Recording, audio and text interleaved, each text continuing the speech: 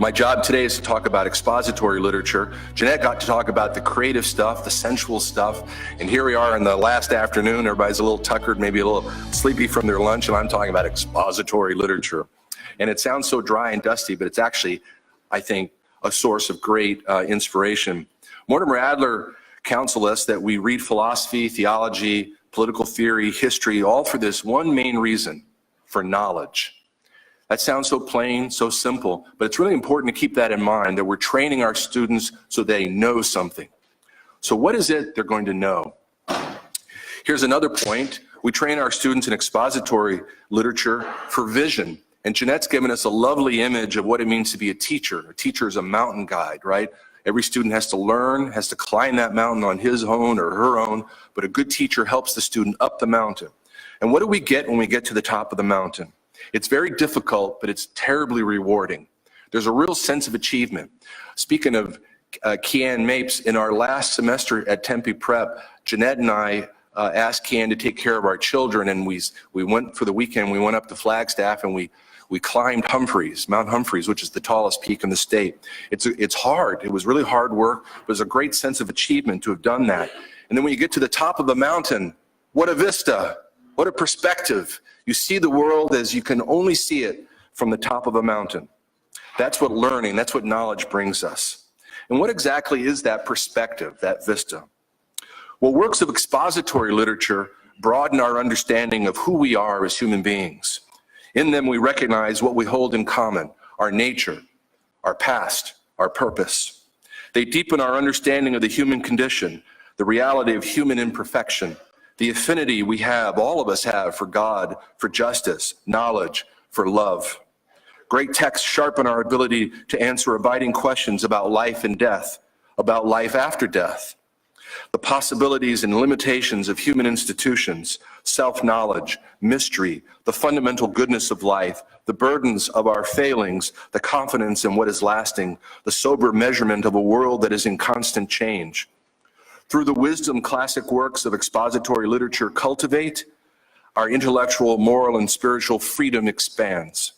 To know what is true, to order our lives by what is best, to love our neighbors and serve the common good, to have confidence in our past and hope for our future, all these are illuminated and strengthened by close readings of classic and modern classic works. Intelligent discussion of them, and clear, probing, and persuasive writing about topics derived from these wonderful works. Expository literature is utterly vital to our culture. Culture is our inheritance, culture is our responsibility, culture is our future, our life together. Martin Luther King Jr. in the early 60s united Americans across religious and racial divides into a movement for civil rights, and did so by advancing a biblical, in other words, an ancient image of our humanity, a medieval notion of the moral ground for laws he founded in Augustine and Aquinas, and the language of the American founding as the movement's chief moral guides. That was 1963. Just 2 years later, in 1965, after King's most famous declarations, the newly formed National Endowment for the Humanities published its mission statement. The key line there: democracy demands wisdom and vision in its citizens. It must therefore foster and support a form of education and access to the arts and the humanities designed to make people of all backgrounds and wherever located masters of their technology and not its unthinking servants. What a prescient line that was. Remarkably, the same year, in 1965, the fathers of the Second Vatican Council issued Gaudium et Spes and said very similar things about the need for humanities education. Literature and arts are of great importance, they said, to the life of the church. They strive to make known the proper nature of man, his problems, and his experiences in trying to know and perfect both himself and the world. They have much to do with revealing man's place in history and in the world, with illustrating the miseries and joys, the needs and strengths of man, and with foreshadowing a better life for him. Thus, they are able to elevate human life expressed in multifold forms according to various times and regions. Three very distinct sources shared a fundamental agreement about what it takes to live, work, and to serve in the world. We need that wisdom obtained through the study of classic works. We need that perspective of the world that enables us to see things for what they are, and in turn to take responsibility for that same world. The culture those three writers, sets of writers, spoke about is a culture of freedom. And by freedom, I mean three things, and they're all classical notions of freedom. Freedom means to govern ourselves. I govern myself, you yourself, on the one hand, and on the other hand, together we govern our communities, all towards the common good. To govern ourselves is to order our lives by what is highest, most lasting, the best. We glimpsed this early on in the Nicomachean Ethics when Aristotle does his comparative exercise on happiness. It turns out there are, in fact, a variety of ways people think about and pursue happiness. But Aristotle does not stop there. He forms a hierarchy, carefully weighing each claimant to happiness according to a detailed explanation of what it means to be human. To govern ourselves then requires knowledge about our humanity. How do we think? How do we know what is true? What is going on with us in terms of desires? Where are they rooted? How do they relate to our thinking? How is our thinking related to each other, our friendships, our rulers, the personal measures of what is best? That is, the good man, the man of practical wisdom. What are the conditions for our happiness? What do we need materially, socially, spiritually? Getting clarity about these things is terribly important to how we order our lives, individually and collectively. To be free is in no small measure a matter of understanding and choosing to live by the right order of things, to know what they are and to choose them. To govern oneself, to govern ourselves well, requires purpose. And not just any purpose, it requires noble purpose. Freedom-related purpose at its heart lies not in the lack of restraint. It lies in its ends, relationships, and work that are true to our nature. Noble purpose is captured well by the classical transcendentals, truth, goodness, and beauty, the excellences in Philippians, the national vision articulated in the Declaration of Independence with its self-evident truths, the Constitution's preamble, Lincoln's Gettysburg Address, rooted again in the founding, dedicated to a vision of a people that governs itself and extended into the future in the hope of a new birth of freedom beyond the war's end. Dedicated as well to the vision expressed by King in 1964, rooted deeply again in antiquity, the moral thought of the Middle Ages, and again in the American founding. Freedom also means to give of ourselves generously to one another. Wealth, taken in the broadest sense to include all that we have, all that we are, is a necessary thing for living. It is good for us, and in fact good for the community at large, to share what we have. You teachers know that, don't you? But the excellence here is in free sharing, not the kind of coerced sharing that marks much of the modern project. The free gift of self, after all, is always the animating spirit of each genuine relationship in community. Another way to express this kind of freedom, we are all responsible to one another. There's a fundamental calling in life to love. To ignore it, to let it fall in the priority of life, is to lose the heart of our freedom. Recall what Aristotle said about the relationship between friendship and political order.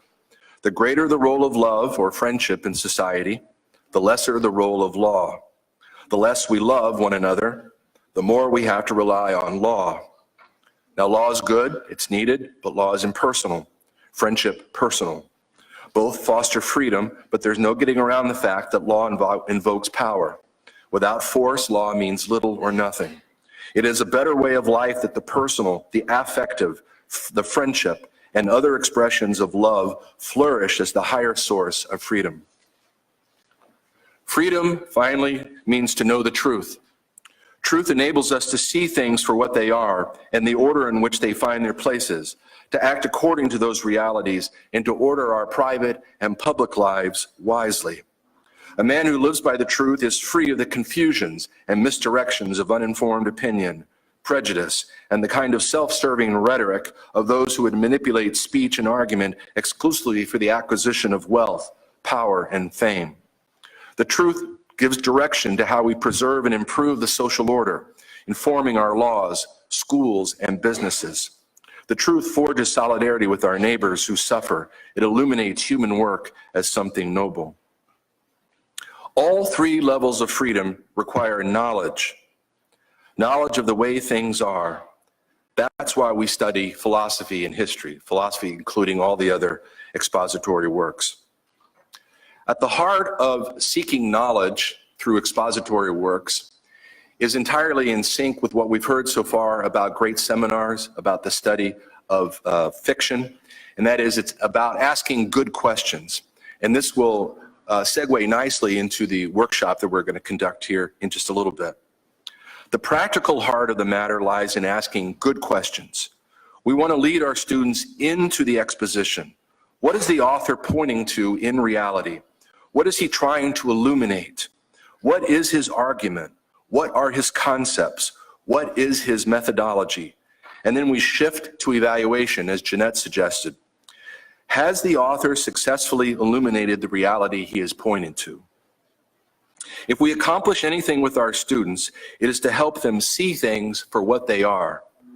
In fact, here's another analogy. Our work with students is a lot like teaching them to use a scope. Telescopes, microscopes, periscopes, stethoscopes, nanoscopes. They all help us observe something difficult to observe. Either bring something far away into clarity, something very small, or something where there's an obstacle, right? That is blocking our way. The questions into the text are like that. They're like scopes. So what kind of questions do I have in mind? What questions lead us into the text and toward the thing in reality under study? Here's the first step that we as teachers should take. Number one, what does the author say? What exactly is being said about which sphere in reality? And what is the author's methodology? In sum, this is what Jeannette suggested. What's the argument? Get to the argument of the expository text. Let me touch on several areas, several spheres of inquiry that we would touch on in our different courses of expository literature. Let's take the field of politics. Here are some good questions. What is the foundation for political authority? Who should rule? What is the genesis of the state? It's more organic, of course, in Aristotle, less so later on in early modern writing like Rousseau and Locke. What are the reaches and limits of law? What kind of citizens are fostered by the respective societies they envision? What is the role of property, private property, or publicly held property? What's the role of religion, education, money? What does the author mean by nature, specifically human nature? What does the author mean by history?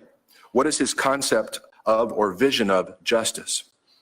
All of my questions could be applied to most or all major works of political philosophy. In fact, I heard a professor one time when I was at Notre Dame say that any question we can ask of politics is asked by the triad, Plato's Republic, Hobbes' Leviathan, and Rousseau's The Social Contract. That is, if you want to ask anything of politics, you could find it sort of inferred or asked overtly in those three tests. I'm not sure if that test holds up. It might or might not, but there's something to it. That is, those are all the kinds of questions that we want our students to be asking of any political text. And each classic work will encourage those readers or close readers to tackle those important questions. There's no getting clarity about the order of human society without those questions. And there is no better place to engage those questions than through classics and modern classics. How about religion? One factor in the human condition is that we have questions about what is divine, transcendent, who God is, what our relationship might be to God, what sources we rely on for understanding matters of the sacred, of faith. In turn, matters of faith and religion, because they are foundationally intertwined with human existence, stand in some relationship to matters of politics, law, rule, and governance. Enter two writers say, we can explore Augustine in his City of God, Hobbes, of all people, in his Leviathan. They certainly differ, right? A major understatement, or maybe exaggeration. For one, religion is a source of genuine freedom. For the other, a source of war. Yet they both point a way towards peace. That's something they hold in common. How does each author arrive at his conclusions about religion? What expectations do they have for the civic order? Can it attain temporal peace? Can it do so and allow for religious freedom? At the end of the day, in each text, what is the content of peace? What does each author really mean ultimately by peace? What about moral excellences or virtues? Where is the standard? Are excellences propositional truths? Are they timeless truths? Are they universally applicable? What does the author say is the role of the good man? What about the uniqueness of each person? What does he say about the variations in culture and economies? What about the wide variety of meanings of the very word nature? We talk about human nature, the perfection of it. We could read a range of political writers and find competing standards, all using the term nature. Natural law, natural rights, right by nature. They don't mean the same thing. How are they alike? How are they different? How about human weakness? Conceived sometimes as passion unchecked, at other times as deficiencies or excesses, and other times as sin. What does Aristotle say is the nature of weakness, its causes, its consequences, and ways we might overcome them? What do Augustine, Aquinas, and Luther say about human weakness? What do their accounts of sin lend to our understanding of weakness and of the possibilities for excellence, understanding that we can't get from the ancient Greek writers? Where do Aristotle and the other writers look for evidence for the cases they make? How about the origins, maintenance, and decline of human societies? How in Plato's Republic is the city and speech actually developed? Is it just a story or is it real? What challenges emerge early on? Is this a blueprint for a real city, or is this just a kind of an intellectual exercise, an educational role model? Why, in his analysis, does a city decline? What do we need in order to maintain the existence and health of a city? What is Socrates concerned about regarding the state of his interlocutors, the state of things in general now? Can you see in the dialogue what, if anything, he intends as a response to what he sees with the image of the city? Rousseau offers another account for the origins of civil society.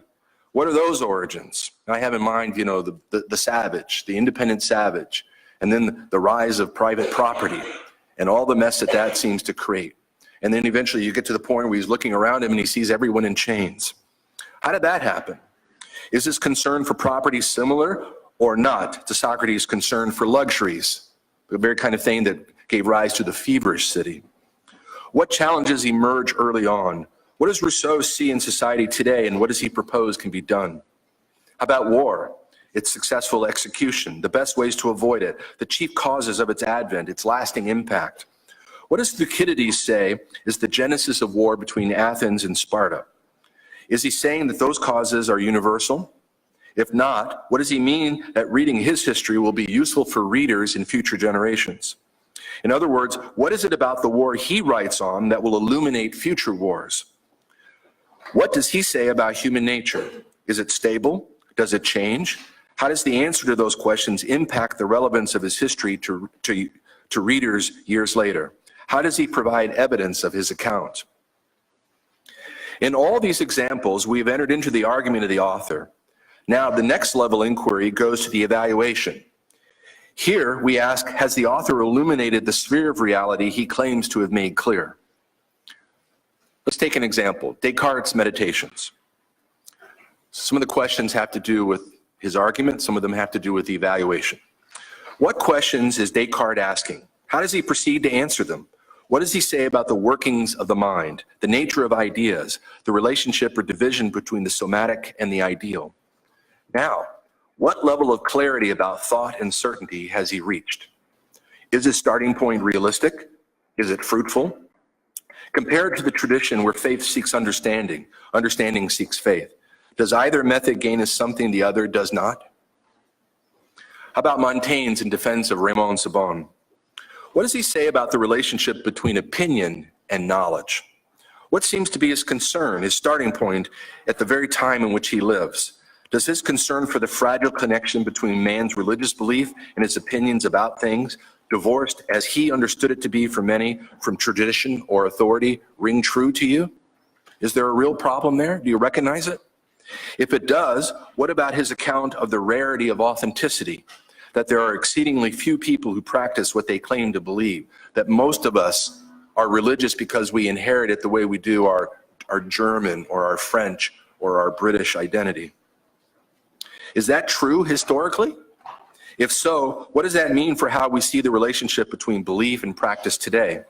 If that is not true, is Montaigne's thought on that point connected to his skepticism? And if that is the case, what might that mean for understanding skepticism today? Augustine's Confessions. What is Augustine's methodology? What does he discover about himself, about the order of things? Does his reflection on his life, written as it is from the vantage point of looking back on his life, leading to where he is now, shed light on the workings of the heart, the human heart, exceedingly difficult to discern in another human being, closer, of course, to each of us in a personal reflection? In other words, does he actually offer a window into my reflection on you and you on me by virtue of explaining his own heart? Does his autobiography move beyond the subjective, the necessary starting point of personal reflection, and get beyond the merely subjective? In other words, is there something true there, something we can all recognize as true? Does Augustine's account of himself illuminate something in all of us? Do you accept that conversion is not ultimately a matter of persuasion? Frederick Douglass. What do Douglass's reflections on language and education mean for our own learning? If education and slavery, as his account establishes, are inherently at odds with each other, what might that mean for how we measure education? Is the freedom he developed strictly a freedom from institutional slavery? What's the spiritual element, if any? Back to Plato's Republic. What do we learn about politics as a human matter, a matter of the spirit? Is it true that politics is man writ large? In other words, if you look at a type, a democracy or a monarchy or a tyranny, the way into that political type, that polis, is through the character type, the monarch, the tyrant, the democrat. Does Plato's catalog of chief character types, chief character types, help us understand the quality of different political types? Does the spiritual anatomy of the tyrant shed light on the historical examples on which we can agree? Napoleon, Hitler, Stalin, Saddam Hussein. To put my initial question in other words, is politics at root or ultimately about human character, spiritual order and disorder? What is Plato's methodology? Is the question asked early on whether it is better to live justly or unjustly ever satisfactorily answered? If so, what do you think of the answer? Is it in the form of a propositional truth, a logical conclusion, or is it left to a myth? Does his use of myth and allegory help us answer that question? Do you think he relies on myth because a more rational response to the question is somehow wanting? Or is it something of a smorgasbord? What works for you, perhaps, might not work for another person. How about Rousseau's The Social Contract again? What is Rousseau's methodology? At what political arrangement does he arrive? Some think he's the author of modern tyranny. Do you think so? Is there a logical connection between the social contract and the terror of the French Revolution? Thucydides' History of the Peloponnesian War. Is human nature as stable as he claims it is? Is his account compelling so that we really can anticipate to some degree events in our lifetime by his study of events 2,500 years ago? What events can we measure that by? World War I? The blood and iron inclinations of Germany forged by Bismarck and fueled by the saber rattling of Kaiser Wilhelm II? Do you accept Thucydides' methodology of crafting speeches according to what he is confident would have been said rather than recording what was actually said? In other words, given our experience of reading other histories, of research, of reportage of all kinds, given what we popularly rely on for accounts of events, does Thucydides illuminate what we hold to be true in the realm of history? For any one of these exercises, and this is one of my takeaways, for any one of these exercises for which I just gave a taste, the close reader needs to attend to three things. Understand what sphere or spheres of reality the author is attempting to address. Understand what the author is arguing and how. Understand the relevance of the work to our world and how well the work illuminates reality. In that last one, to evaluate it. Now, here's some cautions. Here's some tips from an old school teacher. I've been teaching since the early 80s. And I've been around the block a few times. I've coached hundreds of teachers. And here's some things that I see in our line of work that would be good to avoid. Cultural history. Avoid couching the study of a text as if it were an artifact, an inroad into a cultural expression. For example, I don't think it is of much value to ask students how Thucydides or Plato or Aristotle represent the Greek mind. Now, on the surface, you may think that's outrageous.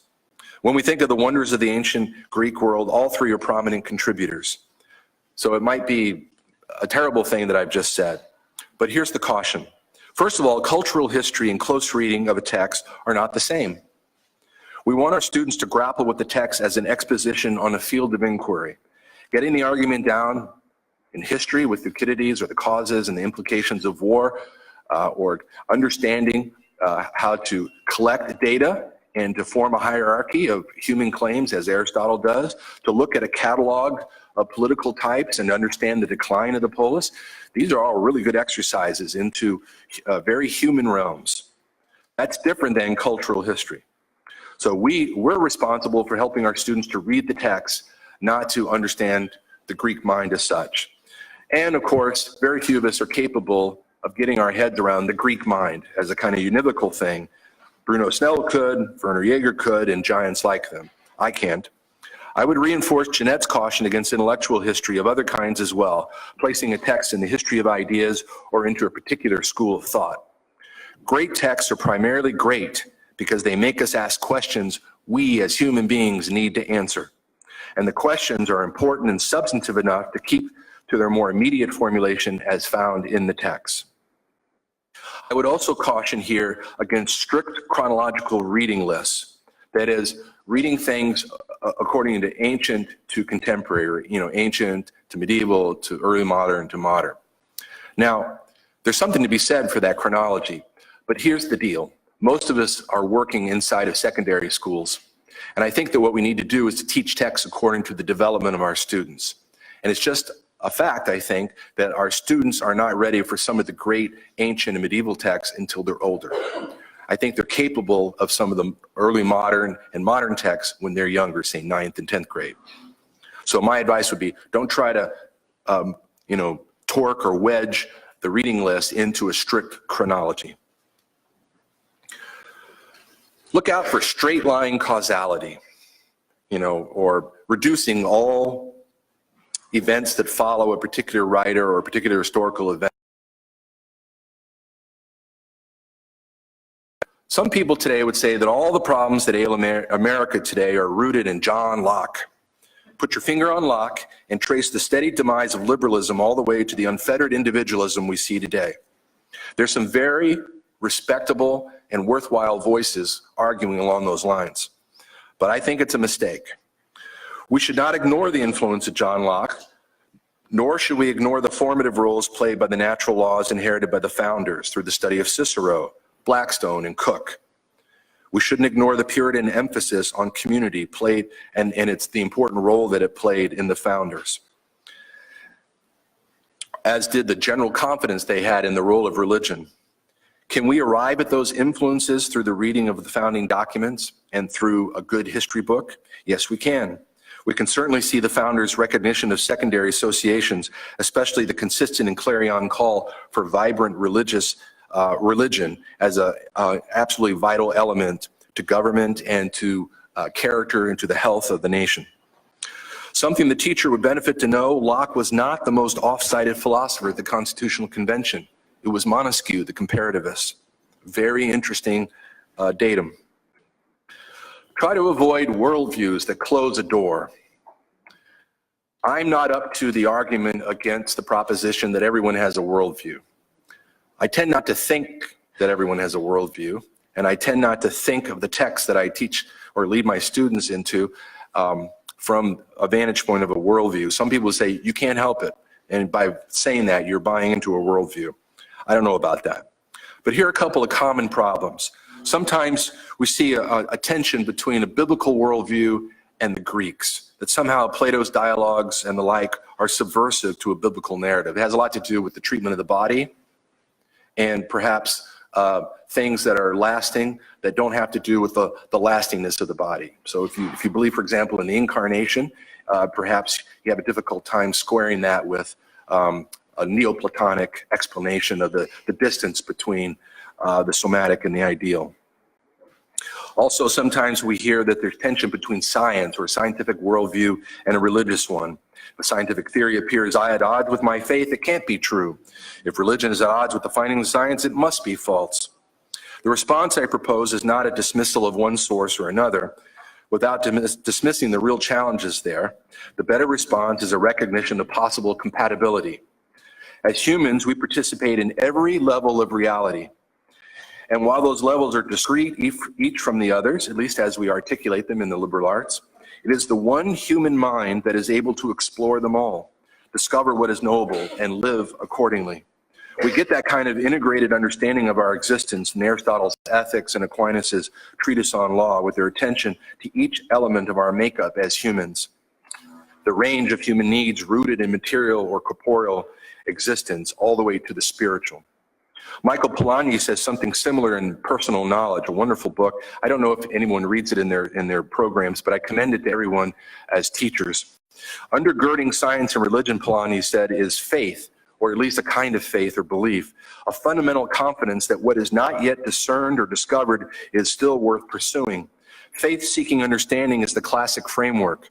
There is something undergirding all inquiry, including science. I had a friend who got a PhD in physics at Notre Dame, and he had a hypothesis he was working under, and he was looking for a particular datum, and for years he worked on his dissertation, and one day he was at his computer and he pushed back. He said, aha, there it is, the very thing I've been looking for. He had faith, he kept going. It's another kind of faith expressed by Martin Luther King. He points the way. He has confidence that divisions can be overcome if we adhere to things that we hold in common. So he wasn't a Catholic, but he was a Baptist, of course, but he tapped into St. Augustine and Thomas Aquinas. He was painfully aware of the carnage and the terrors of slavery in our history. But he cited the Constitution and the Declaration of Independence written primarily by slaveholders. And he didn't do it because they were slaveholders, he did it because of the principles he found there. And he said, we should overcome segregation with those principles, right? With that medieval moral theory. Here's another caution. Try to avoid missing a step. Let me restate one of the most important things to accomplish with students. A student should learn to read the entirety of a writer's argument and then to demand of the text greater clarity. It is very easy for young readers to dismiss a writer who they suspect is a source of intellectual or historical trouble. Think of Marx. But we never want to lead into a writer as if we were not going to take him seriously. Neither do we want our students to buy into a text uncritically. Take Hobbes's Leviathan. Now here's another one he's often set up as kind of a straw man. He's a problem. Locke may be Hobbes in sheep's clothing. He might be a better version of Hobbes. He might be better altogether or distinct. But Hobbes seems to be a problem. He's often dismissed because he's a sort of authoritarian regimes. And he rejects the ultimate good of summum malum, no summum bonum. He's a careful writer and he's coherent.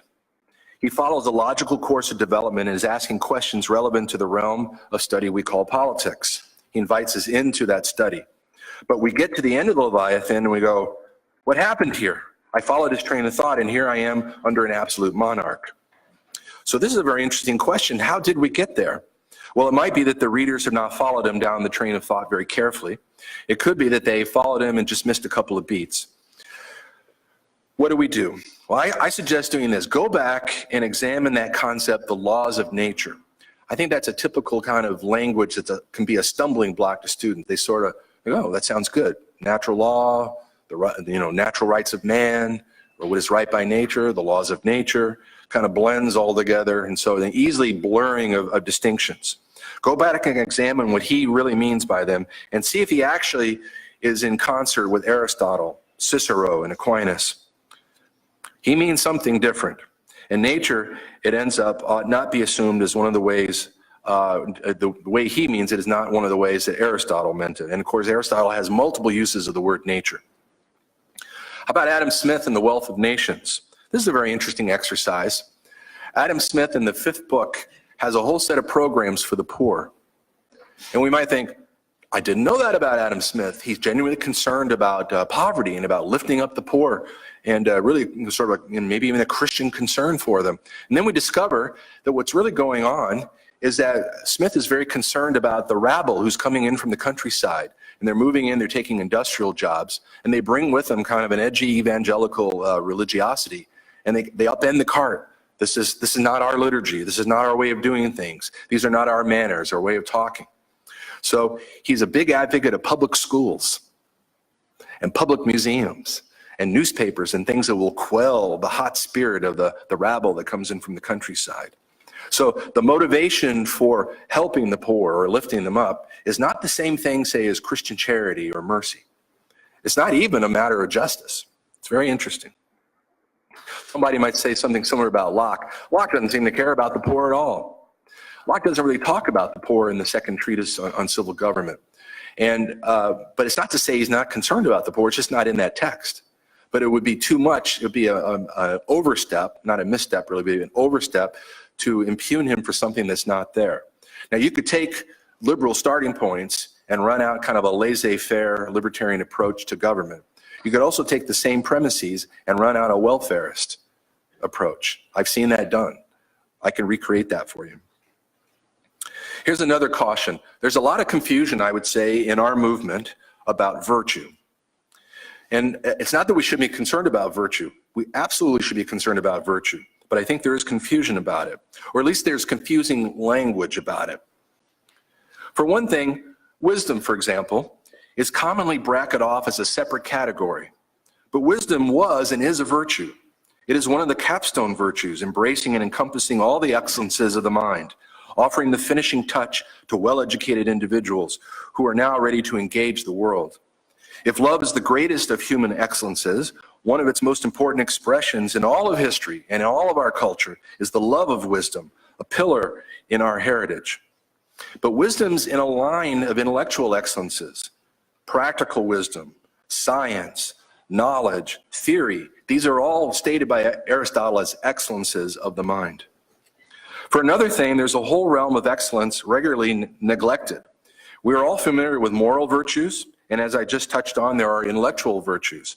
I think sometimes students don't really understand, or are left not to understand, that friendship is another realm of excellence. Think of all the time that Aristotle in his Nicomachean Ethics spends on friendship. That's a third set. It's absolutely necessary to a good polis, to a good community. Finally, I think there's sometimes a claim on moral training that might well be overstated. Take the classic case of courage. Now, I would like everyone to ask themselves, in our schools, do we really train our students in courage? At least according to what Aristotle asked us to do or to think about. Is it more accurate to say we train them to think about courage, to understand it, to articulate it? Courage is really tested on the battlefield, or perhaps in other comparable life-threatening situations. Its excess, of course, is recklessness. Its deficiency is cowardice. But these all emerge as phenomena under the press of the threat of life. Again, in the battlefield is the chief example or the type of situation that people face where courage is tested. None of our schools, I suggest, put students in the line of enemy fire. I'm going to guess that few, if any, place our students in boxing rings or comparable competition intended to hit the head or to pummel the body. In other words, fighting. Courage is not exclusively the claim of the combatant, but we should not lose track of what the traditional emphasis on where courage is tested. Who really trains young people to be courageous? Master sergeants. Who are the chief moral educators of children? Parents, pastors, older siblings, grandparents. It's worth reflecting on, as teachers, what is our chief job?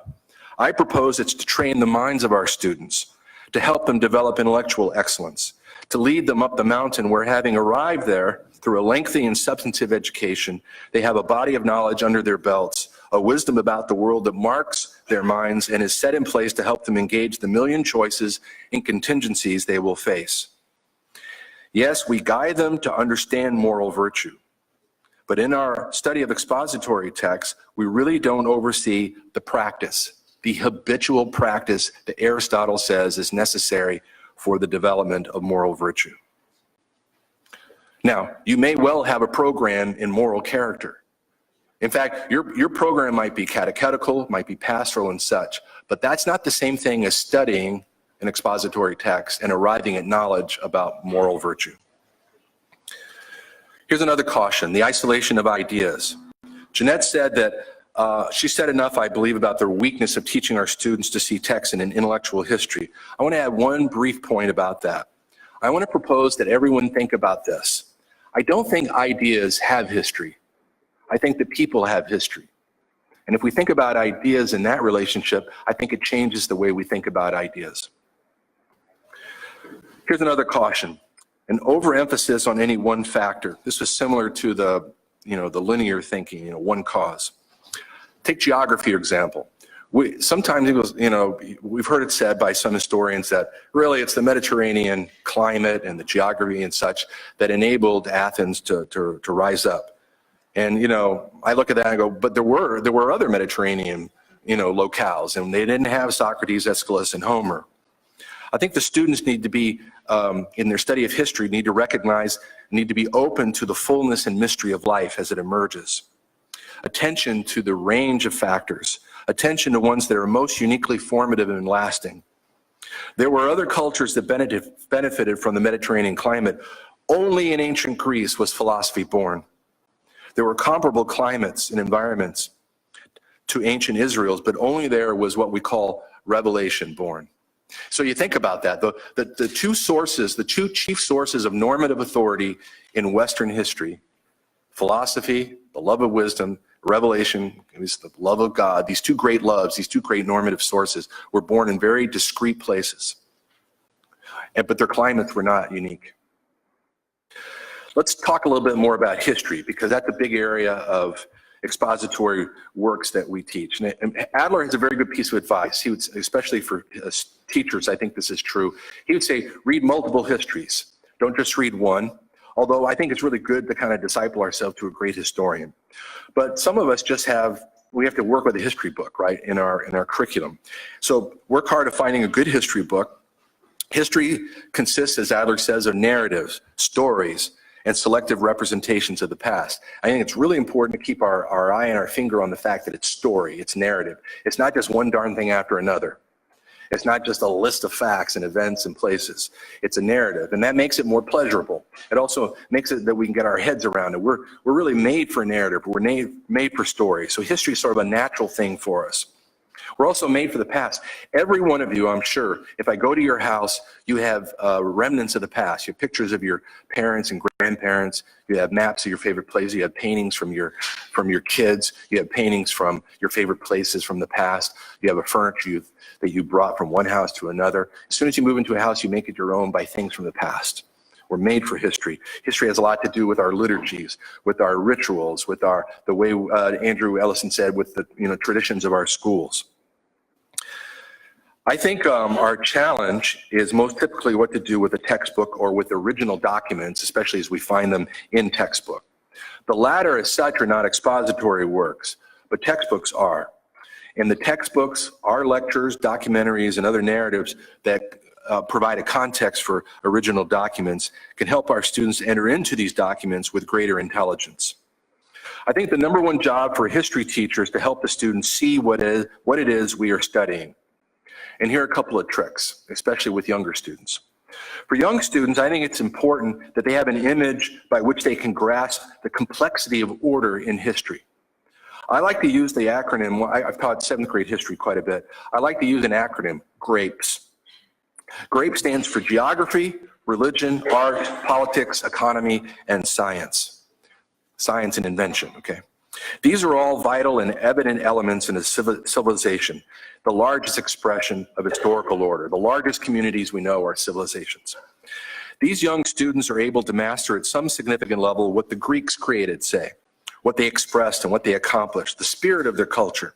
They are also able to grasp how through a variety of corruptions, Athens fell from greatness, measurable against the golden era of democracy and against the critical eye of key intellectual figures like Thucydides, Socrates, Plato, and Aristotle. Even if they don't read those great writers in the study of the textbook, maybe with a little snippet from the Peloponnesian War, with a little biography of Socrates and so forth, they gather enough of the story of Greece and its demise.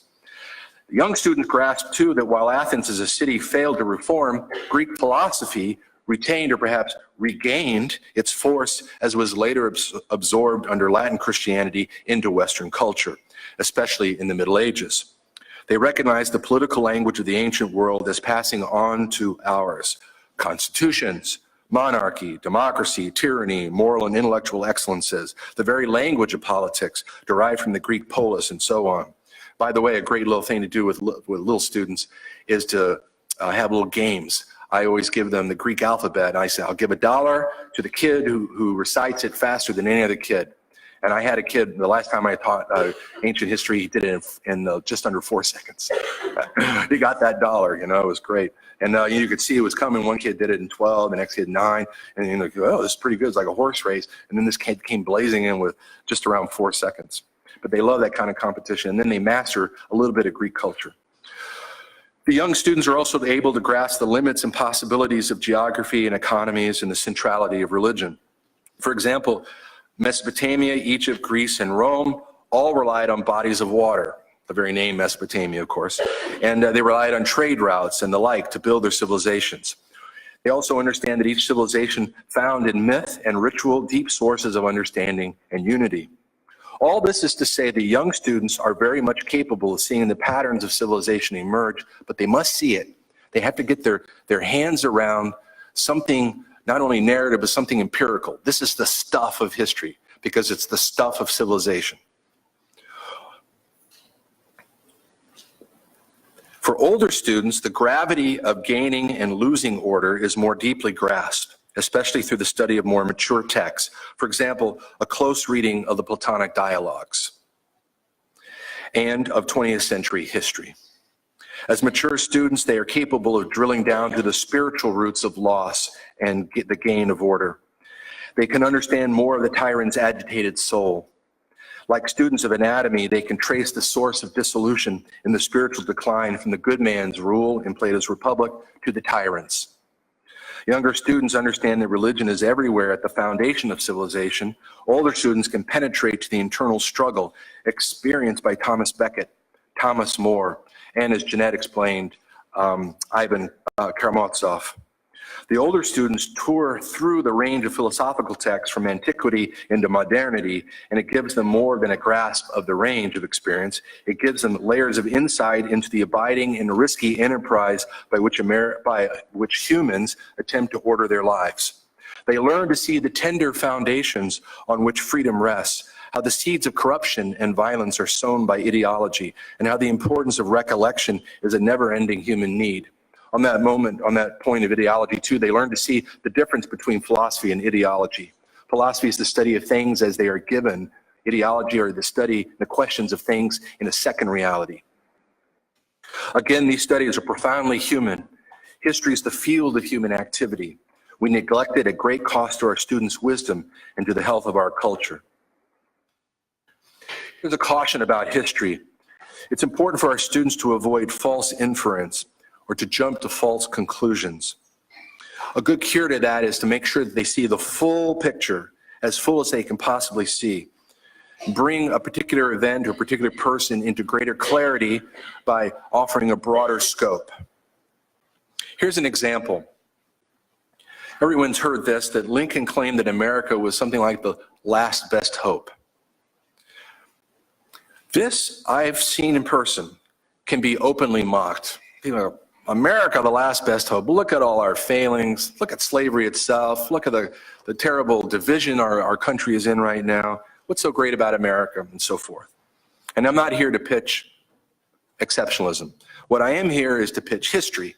And this, I think, is important to understand what Lincoln meant.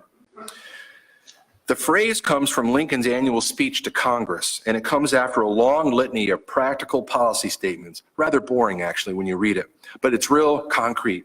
It's kind of like when you read the grand language of the Declaration, and then you read all the grievances against the king and against Parliament. You know, the latter is it's just not quite as edgy and as engaging, but they're both really important because the claim to something transcendent, to something greater, to something better stands against real historical concrete problems. Lincoln has his eye on something concrete too. Chronologically, his letter to Congress comes just prior to proclaiming emancipation. So, we're in wartime. The context for his statement is critical for understanding why he spoke so of America as a hope. Lincoln thought that our democratic republic was not only young, it was vulnerable and could easily be lost. And he not only thought that it was new, as in original or unique, he thought, as the founders did, that it was an improvement on political forms that had preceded it. It was, he believed, a republic conceived in terms of ideas. So we want our students to engage Lincoln. Okay, what does he mean by that? And what's his case? What is he looking at that makes him say America's the last best hope? According to Lincoln, of course, he believed it was a republic conceived in ideas, and chief among the ideas was the idea that each human is created equal. Each is the bearer of universal freedom against the state, against third parties, and a freedom to pursue one's hopes for some measure of prosperity. Lincoln thought it was worth reminding the Congress that the stakes were pretty high, and they were not just American stakes. Indeed, he thought the failure or success of America would impact other nations, if for no other reason the world needed this experiment to come to fruition, since other constitutional arrangements were so very flawed, especially under the measurement human freedom provided. Really? What evidence does he have for that? His position was very close to Hamilton's in Federalist No. 1, where he argued that if America does not succeed with this Republican experiment, then it would mean that humans cannot succeed in comparable attempts. It's useful, I think, to recall that the revolution in France, arguably the foreign political event most ingrained in late 18th and mid-19th century Americans as of historical importance, had gone pretty violent, and that the French Republic was, as it would prove continually to be, comparatively unstable. Things would improve in France and make for a good run with the advent of the Third Republic in 1870, only to devolve to the shame of the Vichy era. France is now, of course, in her fifth Republican form to date, her fifth constitution since the Revolution. Ours carries on. Kind of interesting. Lincoln, of course, would not see the rise of the Third, Fourth, or Fifth Republics. But what he saw and how he measured France was comparable to the way the founders saw the possibilities for good change on the European continent. They were not sanguine. Madison's a great voice for that. By contrast, free from the deep roots of European disorder, free to avail herself of the geographic and national riches of the New World, and constitutionally conceived for freedom, so the founders and Lincoln thought America had possibilities that Europe did not and could not have. Start with the right ideas, they thought, allow it to develop in the vast various geopolitical environment they lay before them, and the founders and Lincoln thought the Republic was and would be yet more unique and distinguished. But it was at risk. Lincoln, one can reasonably hold, had his hand on something real. The attempt to organize collective lives under constitutions so that persons were generally free was having a terribly difficult run in the middle of the 19th century. In Europe and in America. Those are facts.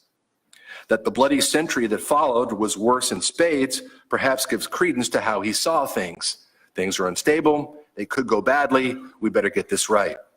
Remarkably, Germany and Italy would be for the first time national states, modern nation states, 1870 and 71.